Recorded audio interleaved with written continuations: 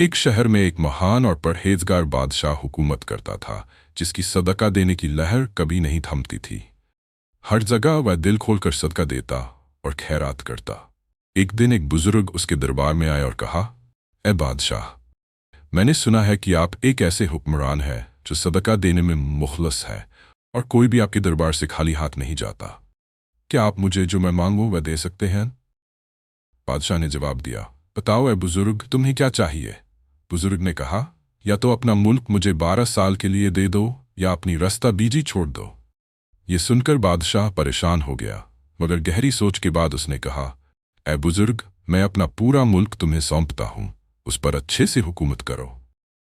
ये कहकर बादशाह ने अपनी सल्तनत छोड़ दी और बिना किसी चीज के अकेला चल पड़ा। इस दौरान वह एक खूबसूरत बाग में पहुंचा, जहां एक खूबसूरत घोड़ा सजा हुआ था और एक औरत रो रही थी। बादशाह हिम्मत से उसके पास गया और उसका दुख पूछा। औरत ने कहा, ए बादशाह, मैं एक शहजादी हूँ। मेरे वालिद और भाई दुश्मनों के हाथों मारे गए और मैं मुश्किल से अपनी जान बचा सकी। अब मेरा कोई नहीं, मैं पनाह मांगती हूँ, कृपया मुझे सुरक्षा दें। बादशाह ने कहा, ठीक है, घोड़े पर सवार हो जाओ और मेरे साथ आओ। बादशाह ने घोड़े पर सवार होकर दोनों नए शहर की ओर रुख किया।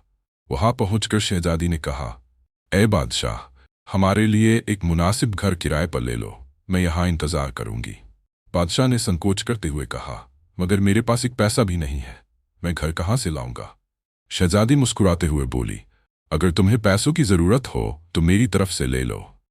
उसने बादशाह को 10 सोने के सिक्के दिए। बादशाह ने एक घर किराए पर लिया, शहजादी को वहां पहुंचाया और फिर खाना और जरूरी सामान लेने निकला। ए बादशाह, आपको दरबार में जाना चाहिए और वहां की बातों का मुआयना करना चाहिए। बादशाह ने दरबार जाना शुरू कर दिया। उनकी जिज्ञासा बढ़ी और बादशाह ने उसे मुलाकात के लिए बुलवाया। उस बर्खास्त बादशाह ने अपनी पूरी कहानी बताई। उसकी रास्ता बीजी से प्रभावित होकर शहर के बादशाह ने उसकी इज्जत की। उसने उसे अगले दिन दरबार में वापस आने का निमंत्रण दिया। उस शाम बादशाह ने शहजादी को ये खबर सुनाई। शहजादी ने मशविरा दिया, शहर के बादशाह, उसके मंत्रियों और पूरे शहर के लोगों को कल दावत पर बुलाओ। बादशाह ने थोड़ी हिचकिचाहट महसूस की, मगर शहजादी के पक्के इरादों को देखकर उसने मान लिया। अगले दिन दरबार में उसने शहर के हुक्मरान और पूरे शहर को सूरज के उगते ही दावत पर बुलाया। इसी दौरान बर्खास्त बादशाह घबराया हुआ था। वह अपमान का डर महसूस कर रहा था।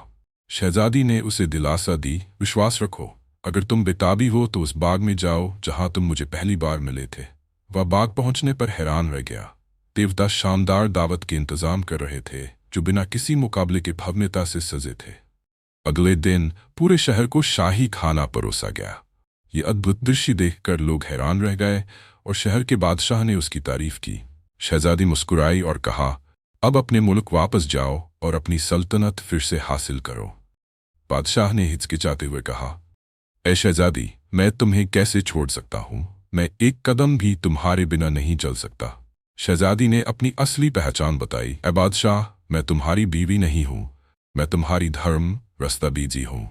जब तुमने मुझे नहीं छोड़ा तो मैंने भी तुम्हें नहीं छोड़ा।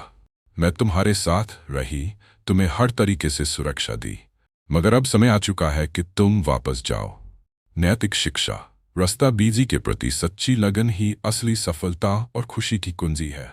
जो व्यक्ति धर्म को अपनाता है, चाहे हालात जैसे भी हो, वह कभी हारता नहीं है। धर्म न केवल भौतिक सफलता लाता है, बल्कि गहरी समझ और सच्चाई की ओर भी मार्गदर्शन करता है। धर्म के बिना जीवन अस्त व्यस्त हो जाता है, मगर इसके साथ कोई भी चुनौती पार की जा सकती है।